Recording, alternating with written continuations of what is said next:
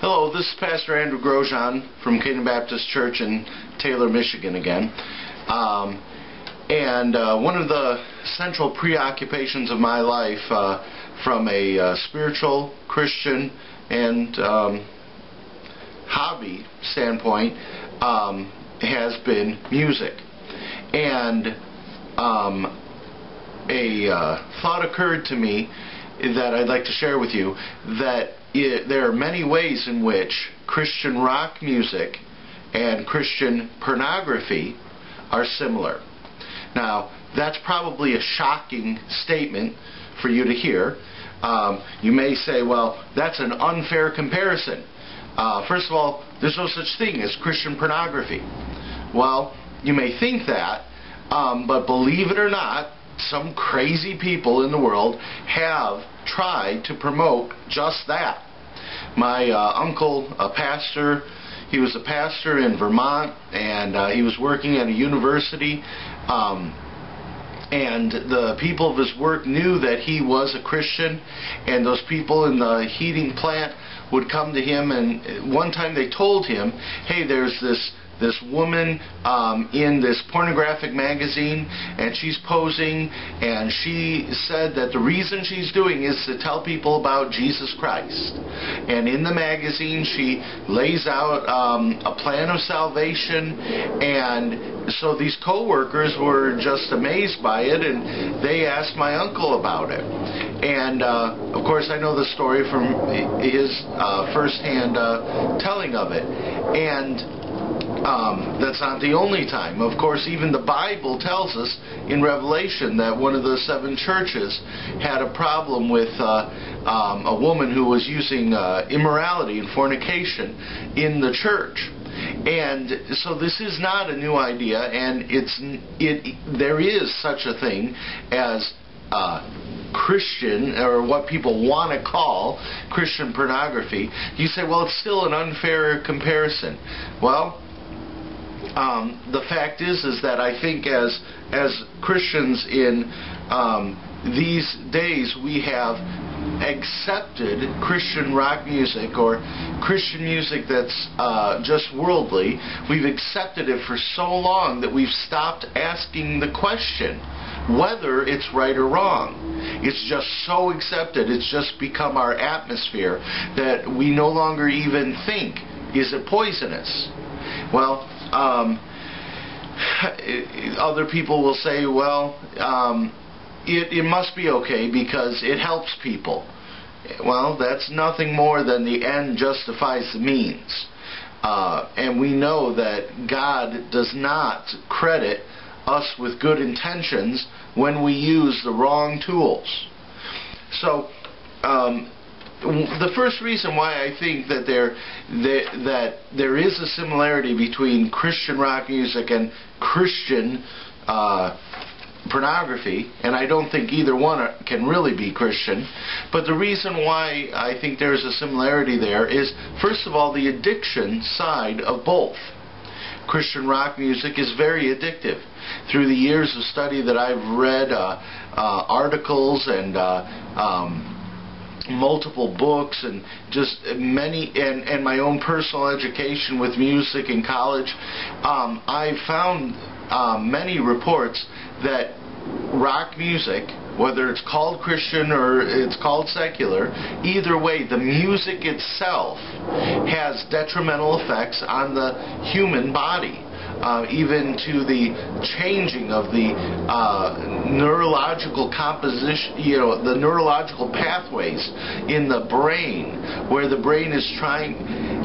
See, what most people don't understand is that our bodies function on an incredible interconnected clockwork of rhythms. And there's certain music that has rhythms that help our bodies, internal rhythms, and then there's music that has rhythms that clashes with our internal rhythms. And the reason why rock music has that kick and has that draw and that feeling of addiction, well, it is an addiction, is because it works against the internal rhythms of our own body. And because it does that, one article told us that the brain tries to make new neurological pathways in the brain to compensate for the rhythms, the clashing rhythms of the music, and is unable to do so. Many studies that I've read have said that music, rock music, impedes learning, memory. One study said that it has an addictive side to it. It increases aggression, and it harms the brain. There's so many studies on this that if you do any research on it, you can see that what we're saying, it's amazing that most people don't know about it. In fact, one study that I just heard about recently was done by non-Christians, and they said that for the best workout, you shouldn't use rock music because it doesn't work together with what you're trying to do.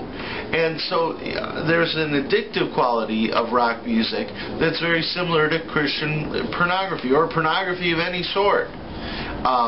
And because it's a subtle addiction, you know, somebody may say, well, you know, this addiction, as you call it, to rock music, it's so subtle, you know, how is it even harmful? Well, it doesn't make you drunk, maybe. It doesn't make you die, well, maybe. But the fact is that smoking doesn't kill anyone the first time they try it. It also is a subtle addiction, but it does kill people. And what a lot of people don't realize is that music that they listen to can harm their body in subtle ways that sometimes take years to manifest. So does that mean that it's not harmful? No. You may say, well, then it's my choice whether I want to listen to it or not. It's my choice whether I want to look at pornography or not. Two addictions, both are harmful to the body, and both are condemned biblically. Let's face the fact, if rock music didn't lead to immorality, and doesn't lead to drug use, and doesn't encourage rebellion, and doesn't encourage vice of every sort, then how come it is the musical choice of the people that indulge in these things? You know, you don't go to a rock concert and hear people singing "A Mighty Fortress Is Our God." You know, that's not the kind of music that speaks to their lifestyle. They choose the music that speaks to their addictions. And rock music is what draws them there. And that's the same thing with immorality and fornication and pornography. Those people that are into that thing are attracted to that lifestyle, that practice, those activities, you know. And it's amazing how often Christian rock music, Christian artists have said that they can't break their addictions to other things. Listen, rock music is an addiction, just like pornography is an addiction, and both need to be repented of.